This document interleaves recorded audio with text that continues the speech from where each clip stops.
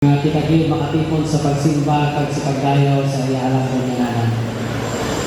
Gusto ginakong nadalon sa inyong mga kauturan ang mainit nga pagpangamusta halin sa Central Philippine Conference sa aton na Presidente Pastor Joel Tibalisa Jr., sa aton na Treasurer Pastor Nito Sinapan, kaupod sa aton ng mga director sa aton mga pista.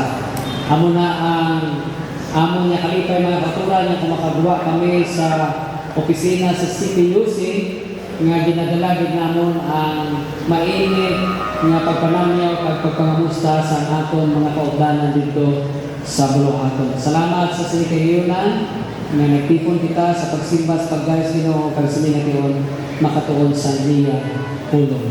May ara mga kauturan isa ka study nga ginkandak sa Stanford University. Dito na nila kung ano ang mga pinaiya sa mga highly successful people. And they were able to find out mga kauturan in this study two characteristics of a highly successful people. Gusto ko makibalo kung ano ang ilang discovery ang mga kauturan. They discovered that highly successful people work on a team. Wala sila nagahimo sa ilang buhaton, sa ilang kaugalingon, tagsa-tagsa, iya-iya, kundi sila nagapangabudlay kaupod sa iba. May ara sa ginatawag na pagtinabangan. Not only that they discovered that highly successful individuals work on a team, in a time of crisis, they also discovered that highly successful people are those individuals who work well in a crisis. Wala nagpapanik, wala nagpamasol, kundi wala nagka-discourage, kundi ilang nga ginaplano kung ano ang ilang noon agod na sila magdadalagon bisan pa sa tunga sa krisis. Amuni ang duha ka mga characteristics base sa ilang pagtuon sa ginatawag nga mga madinaugon, madinalagon nga mga katawhan sa bilog na kalibutan. They work on a team and they work well in a crisis. Amo ni duha mga kauturan ka mga characteristics sa highly successful individuals. Gusto na ko dalon ang inyong pangunauna sa inyong pagtuon sa lana ko salatan. Kung paano nga sa tiyon sa krisis, sa tiyon sa inaway, nanging madinalagon ang katauhan sa Ginoo. This story actually, di-record na sa Exodus chapter 17, 11 to 13. Dimbasa kabina ni Brother Stuart, inyaki text, daw nag-CV kami ng istorya din sa likod kay Updanay kami dito sa CPAC. Pero bisan pa nga daw papatanon siya lang taon sa akong tungod kay katubo pa lang ang iyang mabuhok pag ang akong mabuhok niya malaba na buwak ko lang siya ni hapon. So, Ward, salamat dito nung nakikita kayo sa bong. So, nag-istorya kami din nagina. Kapag niya, maaari ang imong mga kabataan kay lalaki na kagbabae. Di pangayo na naman mga kautuhan sa Ginoo. Kag ang Ginoo dito nagpangayo kita sa iyong ginahatag din niya. Amen? Not only that He is a God who makes promises, but He is also a God who accomplishes what He promises. So, subong nga, gato na nato na Exodus 17, 11 to 13. Kag ang tigulo mga kauturan sa nato pagtuon is stay up. Kag ini base mga kauturan sa Exodus 17, 11 to 13. Hambal din sa aton na English na Bible, and it came to pass when Moses held up his hand that Israel prevailed. And when he let down his hand, Amalek prevailed. But Moses' hands were heavy, verse 12. And they took a stone and put it under him, and he sat thereon. And Aaron and Hur stayed up his hands, the one on the one side and the other on the other side. And his hands were steady until the going down of the sun. 13. And Joshua discomfited Amalek and his people with the edge of the sword. Kita na ito mga kultura na sa sining istorya diri ang katawan sa Israel nagpakig-away batok sa mga Amalekites. Ara nila si Moses, ara si Aaron, ara si Hur, ara si Joshua. And when Moses, while Moses actually was raising his hand, samtang iya ginapayaw, iya makamot, pinambag din sa teksto, nagamadinalagon ang mga Israelino.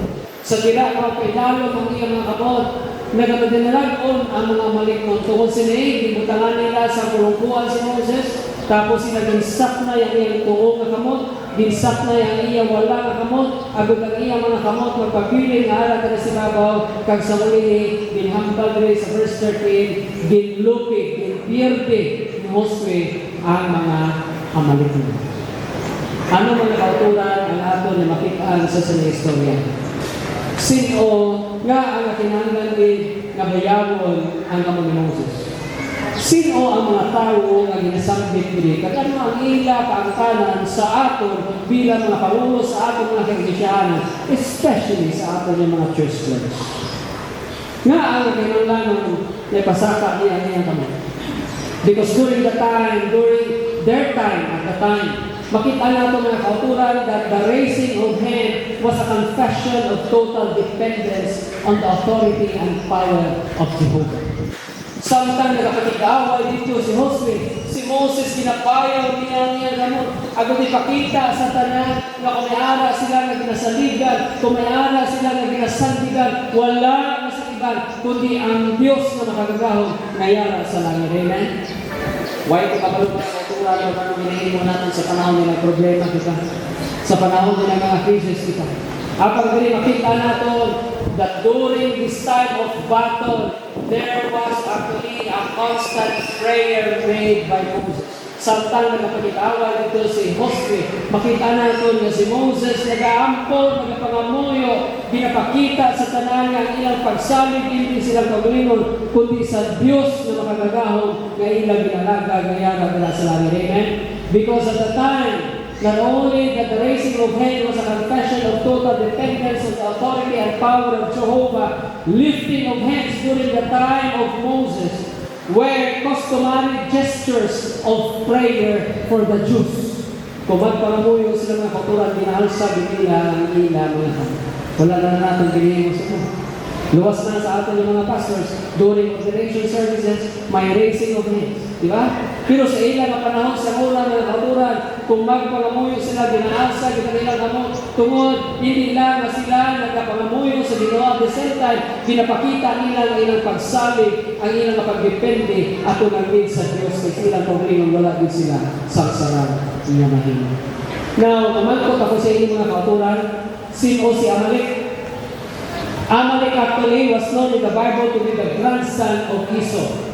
Apo siya ni Esau, Genesis 36:12. Kaya makita natin yung masunod ng mga istorya about the Amalekites was that sa Deuteronomy chapter 25:18, amo ini ang mga salbahe ng mga tao. Kay samtang nagapanakatan ang mga katawag sa Israel pakadto sa dutang saad, ginulat nila mga kauturan niya sa pag-agi sa mga Israelinon. Sa ilang nabuta, ginulat nila na maglabay ang mga tigulang, subuman ang mga kabataan, at ang mga hindi makabato sa ila, kag amo to ang ila maging pangatake. Kundi sa bahin, daw traitor. Amo ni mga Amalekites. Ha?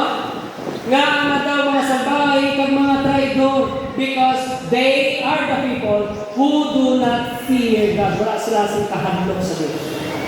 Sino kakanuman ng Diyos na ginaragad sa mga Israelinon, wala sila pakisina. Kaya wala sila sa kahadlok sa Diyos sa Israel. So amo ini si katawag Amalek. Sino ini si Sihon? Kung tanaw natin ang marami ng kasulatan, this was the first time that the name Hor was mentioned in the Bible. Dili lang sa Exodus chapter 17. Wala na sa ibang pang Biblia. Dili lang natin makita niya din sa una ang iya na pangalan. Si Hor, anak siya ni Caleb, anak ni Esron, anak ni Fares, anak ni Jodah. Kaya natin tanaw mga kauturan, during the time when Moses was up there on Mount Sinai, he actually became the conjoint leader of Israel with Aaron. Sila mo ang nag-upod ni Aaron agad panguluhan ang katauhan sa Israel. So kung natin makita ng kauturan, si Hor, siya tubig sa iya kalapit sa ginatawag leadership. Nga man, kung natin padayon sa pagtuon ng kauturan, makita natin that he is actually one of the known, respected individuals in the Old Testament. Kaya naman, kung kasawa natin ng Exodus 21-5, makita natin nga si Hor, he was the grandfather of Lulu siya ni Bezalel, kag si Rizalel amo ang chief director sa tanan nga buluhaton dira sa tabernakulo, mga design dira, mga furnitures dira, iya na ni Rizalel